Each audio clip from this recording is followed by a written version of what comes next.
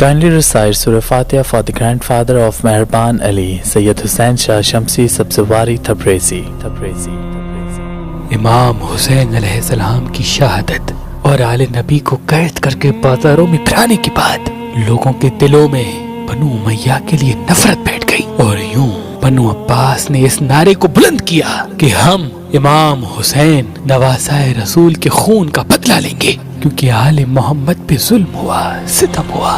بنو امیہ اور بنو عباس لڑتے رہے، لیکن امام سجاد رہائی کے بعد دن رات اللہ کی عبادت میں مصروف عمل اور اپنے بیٹے محمد باقر سے کہتے تھے، اے محمد تو باقر ہے، علم کو پھیلانے والا، زندگی میں صرف 2 کام کرنا، ایک اللہ کی عبادت اور دوسرا وہ علم جو تمہارے نانا محمد مصطفیٰ صلی اللہ علیہ وآلہ وسلم سے لے کے مجھ تک پہنچا، اور تم اپنی زبان و کردار سے زمانے میں پھیلانا۔ تو بس دنیا سلطنت کے چکر میں لڑتی رہی، لیکن آل رسول اولاد علی دنیا کو علم دینے لگے۔ امام محمد باقر نے ایک مدرسہ قائم کیا، ہزاروں لوگ آتے تھے، امام محمد باقر سے علم لیتے تھے۔ آل رسول اولاد علی علم دینے کو ہی اپنی زندگی بنا بیٹھے تھے، یہاں تک کہ پورے حجاز میں یہ چرچا ہو گیا۔ لیکن یہ بات وقت کے حاکموں کو ناگوار گزری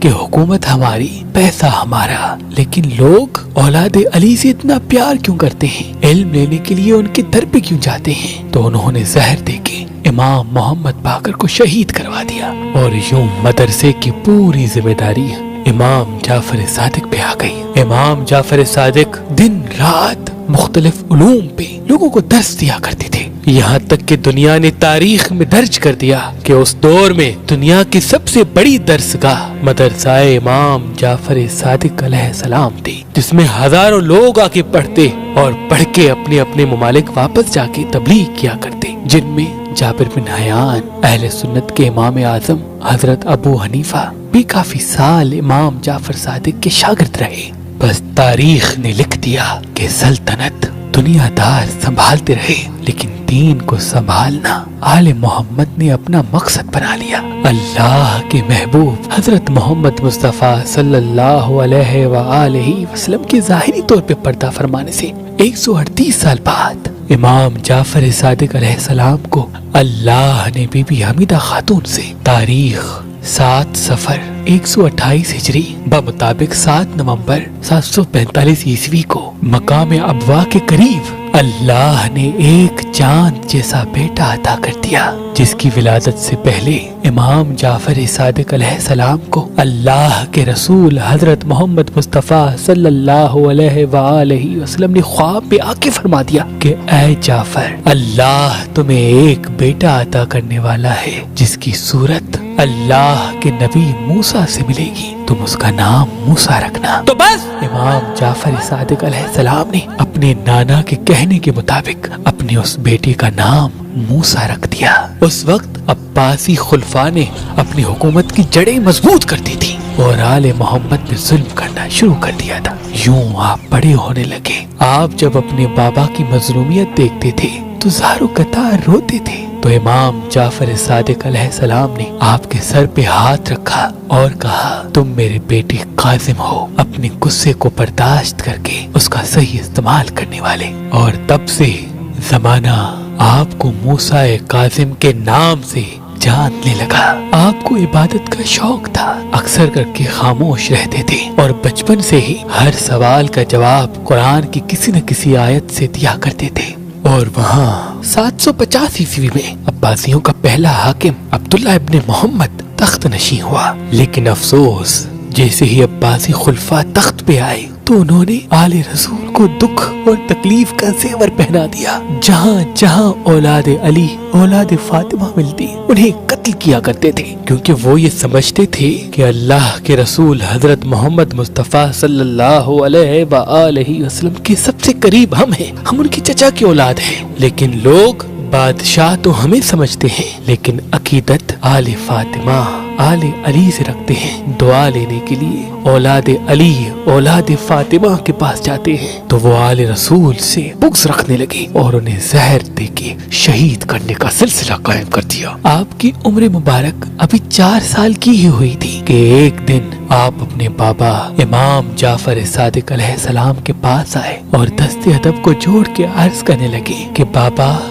मैं आज आपके पास एक हाजत लेके आया हूँ। इमाम जाफर मुस्कुरा के फरमाने लगे, ऐ मेरे बेटा, क्या? इमाम मूसा काजिम ने कहा, बाबा, हमारे घर में मुझे एक छोटा सा हुजरा बना के दो जिसमें छोटा सा मुसल्ला हो। मैं ये चाहता हूँ कि एक पल के लिए भी अल्लाह की इबादत से जुदा ना हो। इमाम जाफर सादिक ने फरमाया, बेटा, इस हाजत का सबब? तो इमाम मूसा काजिम फरमाने लगे, बाबा, जब मेरा दिल धड़कता है तो मेरी ये ख्वाहिश होती है कि दिल की हर धड़कन के साथ मैं अल्लाह का शुक्र करूं, अल्लाह का जिक्र करूं। और यूं अक्सर करके आप उस हुजरे में ही हुआ करते थे, दिन रात इबादत किया करते थे। कभी सारी सारी रात रुकू में, तो कभी सारी सारी रात सजदे में, तो कभी सारी सारी रात क़याम में। आपकी इबादत इतनी बढ़ने लगी कि बचपन में ही आपकी पेशानी पे सजदों का निशान वाज़े होने लगा। आप इबादत में इतना गिरिया किया करते थे कि जो भी आपके हुजरे के करीब आता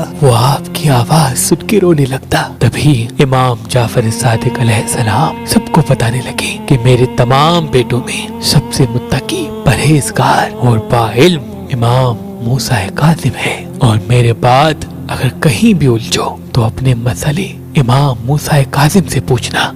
और वहाँ अब्बासी सल्तनत ने अपनी जड़ें मजबूत कर दी। आपकी उम्र मुबारक 8 साल तक पहुंची तो अब्बासी खुलफा 754 हिजरी में हलाक हो गया। उसके बाद अबू जाफर इब्ने मंसूर तख्त नशी हुआ। उन्होंने भी इमाम जाफर सादिक और आले रसूल पे इतना सितम किया कि सादात मुख्तलिफ शहरों की तरफ जाते रहे। कोई अली का चाहने वाला सरेआम नहीं कहता था कि मैं अली का चाहने वाला हूँ, और यही वजह है कि औलाद फातिमा पूरी दुनिया में फैल गए। कोई सिंध की तरफ रवाना हुआ, कोई हिंद की तरफ, कोई मिस्र की तरफ, कोई किनान की तरफ। बस 15 शवाल 148 हिजरी को मंसूर ने इमाम जाफर सादिक को शहीद करवा दिया। मंसूर का जुल्म जब हद से ज्यादा बढ़ने लगा और उसने अबू मुस्लिम खुरासानी को भी कत्ल कर दिया, तो जैसे कि खुरासान, मदीना, मक्का, शाम एक दूसरे से दूर हैं, तो मंसूर ने चाहा किसी ऐसे शहर को मरकज बनाया जाए जो खुरासान और दूसरी रियासतों के दरमियान हो, ताकि लोगों पे उसका खौफ बाकी रहे। तो उसने बगदाद को अपना मरकज बनाया और यूं बगदाद हुकूमती हवाले से मरकज बनने लगा। इस शहर को बनाने के लिए उस दौर के 4,08,33,000 दराहिम लगी। एक मर्तबा हज के लिए अब्बासी खुलफा जब मक्के गया तो बेपनाह लोग थे। हर कोई इस जिदोजहद में था कि हजर अस्वद तक पहुंचे। यहाँ तक के वक्त के बादशाह को भी कोई नहीं पहचानता था कि इतनी देर में आवाज बुलंद हुई कि रसूल अल्लाह का फर्जंद आ रहा है। बीबी फातिमा ज़हरा और इमाम अली का फर्जंद आ रहा है।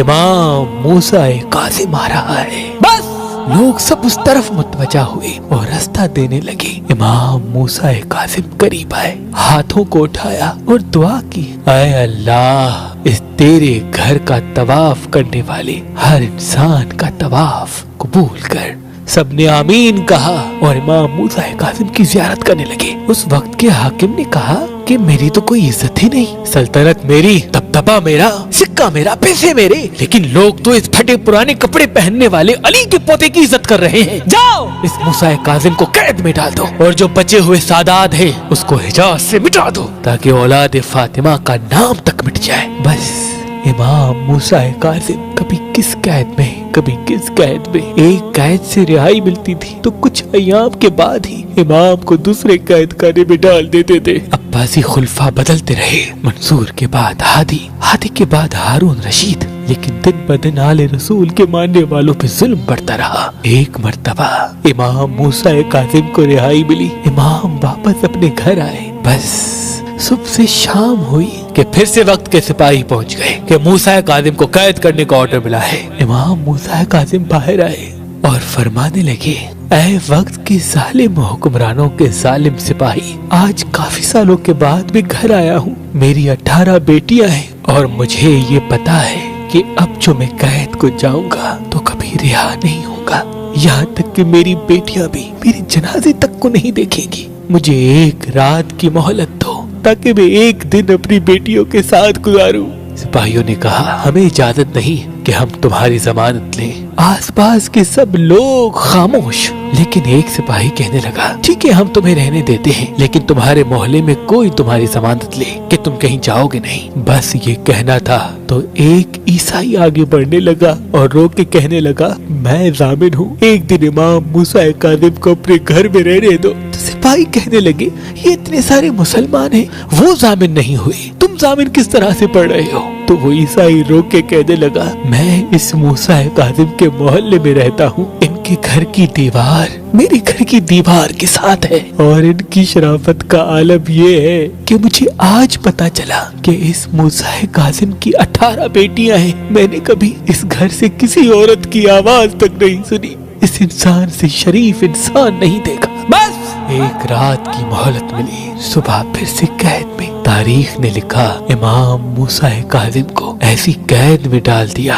جس میں نہ امام کھڑے ہو سکتے تھے نہ بیٹھ سکتے تھے، حالت رکوع میں مسلسل قائم، لیکن تب بھی اللہ کی عبادت کو نہ چھوڑا۔ قید خانے سے مسلسل اللہ کے ذکر کی آواز بلند آتی رہتی تھی۔ اس قید کو مہینے سال کا لباس اوڑھ کے پڑھنے لگے، یہاں تک کہ 14 سال گزر گئے۔ یہ وقت اہل بیت کے ماننے والوں کے لیے محال تھا۔ بہت مشکلات کے بعد کسی کو قید میں آپ سے ملنے کا موقع ملتا تھا، تو ایک مرتبہ اس دور کے عظیم عالم حضرت بہلول تانا امام موسیٰ کاظم کے پاس آئے اور دست ادب کو جوڑ کے عرض کرنے لگے اے امام وقت، میرے ساتھ جتنے بھی عالم تھے، لوگ تھے آپ کے چاہنے والے، وہ سب چلے گئے، یا تو مر گئے یا تو حکومت کے آگے اپنے سر کو خم کر دیا۔ اب بتائیں اس ناچیز کے لیے کیا حکم ہے؟ امام نے کہا جیم۔